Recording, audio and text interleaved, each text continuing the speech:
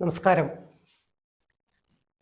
പ്രിയ വരാഹി ഭക്ത സന്താനങ്ങളെ, 2025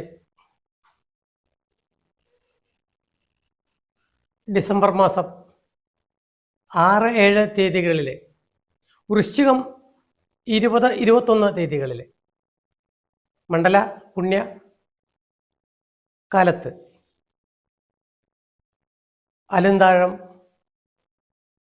മഹാവാരാഹി ക്ഷേത്രാങ്കണത്തിൽ വച്ചിട്ട് മൂകാംബി ക്ഷേത്രത്തിലെ മുഖ്യ പുരോഹിതൻ്റെ കാർമ്മികത്വത്തിൽ ആചാര്യം അദ്ദേഹത്തിനാണ് വഹിക്കുന്നത്.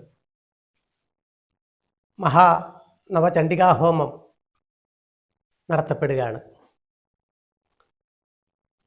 തദവസരത്തിലേക്ക്, ആ യജ്ഞശാലയിലേക്ക് എല്ലാവരെയും ഹാർദമായിട്ട് സ്വാഗതം ചെയ്യണം.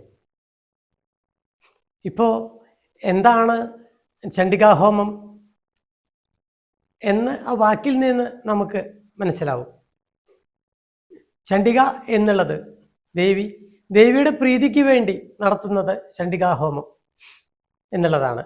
ഓരോ ദേവന്മാർക്കും അങ്ങനെയാണ്. സുദർശന ഹോമം എന്ന് പറഞ്ഞാൽ ആ സുദർശനമൂർത്തിയുടെ പ്രീതിക്ക് വേണ്ടി, അദ്ദേഹത്തിൻ്റെ അനുഗ്രഹം കൊണ്ട് നമുക്ക് രക്ഷ കിട്ടുന്നതിന് വേണ്ടി. അല്ലെങ്കിൽ മൃത്യുഞ്ജയ ഹോമം എന്ന് പറഞ്ഞാൽ മൃത്യുഞ്ജയമൂർത്തിയുടെ, ഗണപതി ഹോമം എന്ന് പറഞ്ഞാൽ ഗണപതി ഭഗവാന്റെ പ്രസാദത്തിന് വേണ്ടി, വിഘ്നങ്ങൾ തീരാൻ വേണ്ടി. അങ്ങനെയാണ് ഓരോ ഹോമങ്ങളും അങ്ങനെയാണ്. അപ്പോൾ ചണ്ഡികാഹോമം എന്ന് പറഞ്ഞാൽ ചണ്ഡികാദേവിയുടെ പ്രീതിക്ക് വേണ്ടിയിട്ട് അനുഷ്ഠിക്കുന്ന ഒരു യാഗപദ്ധതിയാണ്.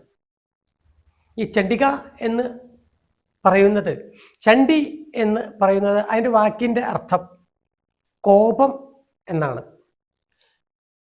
വേദത്തിലൊക്കെ ഇപ്പോൾ രുദ്രൻ എന്ന് പറഞ്ഞാൽ അതിൻ്റെ അർത്ഥം കോപം എന്നാണ്, രുദ്ര. ഇപ്പോൾ ശ്രീരുദ്രൊക്കെ ആരംഭിക്കുന്നത് അങ്ങനെയാണ്, നമസ്തേ രുദ്രമന്യവ എന്നൊക്കെ പറയുന്നുണ്ട്. ആ കോപം എന്ന് ഉദ്ദേശിക്കുന്നത് ഈ പ്രപഞ്ചം സൃഷ്ടിക്കപ്പെടുന്നതിന് മുമ്പ് അന്ധകാരമയമായിരുന്ന ഈ പ്രപഞ്ചത്തിലെ ഒരു ഊർജം നിലനിന്നിരുന്നു. അതിനെയാണ് നമ്മൾ ബ്രഹ്മം എന്ന് പറയണത്. അതിവിടെ ഉണ്ടായിരുന്നു, ഇപ്പോഴും ഉണ്ട്, അത് നാളെ ഉണ്ടാവും. അതിന് ആരംഭം ഇല്ല, അതിന് അവസാനവും ഇല്ല. അതുകൊണ്ടാണ് അത് ബ്രഹ്മം എന്ന് പറയുന്നത്. ആ ബ്രഹ്മത്തിന് ഒരു തോന്നല്, ഒരു പ്രപഞ്ചത്തിനെ സൃഷ്ടിക്കണം എന്നുള്ളത്, ഒരു വിനോദം, ഒരു കളി. അത് കഴിഞ്ഞാൽ കുറച്ചു കാലം അത് വെച്ച് കളിക്കുക, അത് കഴിഞ്ഞാൽ അത് ആ ബ്രഹ്മത്തിലേക്ക് തന്നെ ലയിപ്പിക്കുക. ആ തോന്നലിനെ, അതിനാണ് കോപം എന്ന് പറയണേ. ആ തോന്നലിനെ ആണ്, പിന്നീട് നടന്ന സൃഷ്ടി പ്രവൃത്തികളെ ആണ് ചണ്ഡി എന്നുള്ള വാക്യാർത്ഥം കൊണ്ട് സൂചിപ്പിക്കുന്നത്. അത് ആ പട്ടമഹിഷിയായിട്ടാണ്, ബ്രഹ്മത്തിൻ്റെ പട്ടമഹിഷിയായിട്ടാണ്, ഭാര്യയായിട്ടാണ് കണക്കാക്കുന്നത്. ഓരോ അവസരത്തിലും ഇപ്പോൾ ചണ്ഡികാഹോമം നടക്കുമ്പോഴും സപ്തശതി ദേവീ മഹാത്മ്യമാണ്.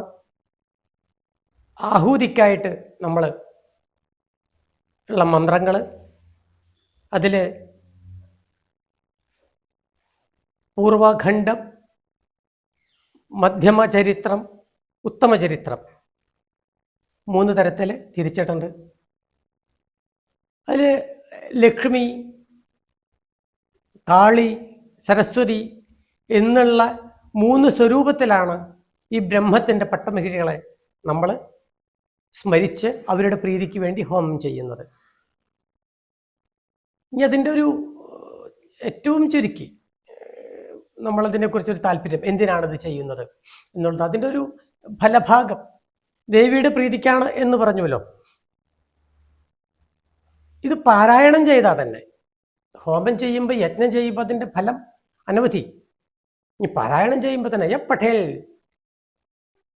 പ്രയതോ നിത്യം ത്രിസന്ധ്യം ശ്രദ്ധയാന്യുത, 3 സന്ധ്യകളിൽ ഇത് പാരായണം ചെയ്യുക അല്ലെങ്കിൽ ശ്രമിക്കുകയൊക്കെ ചെയ്താൽ ദൈവീകലാഭവേ തസ്യ ത്രൈലോക്യേഷ അപരാജിത.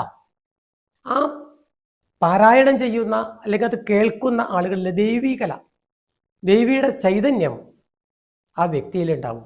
ത്രൈലോക്യഷ പരാജിത. 3 ലോകങ്ങളിലും അദ്ദേഹത്തിനെ തോൽപ്പിക്കാനായിട്ട് യാതൊരു ശക്തി ഉണ്ടാവില്ല.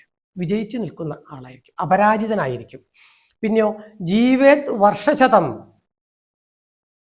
അപമൃത്യു വിവർജിത. അപമൃത്യുകളൊന്നും ഇല്ലാണ്ട് 100 വർഷം ആയുസ്സുള്ള 100 വർഷത്തിലധികം ആയുസ്സുകൾ ഉണ്ടാവും.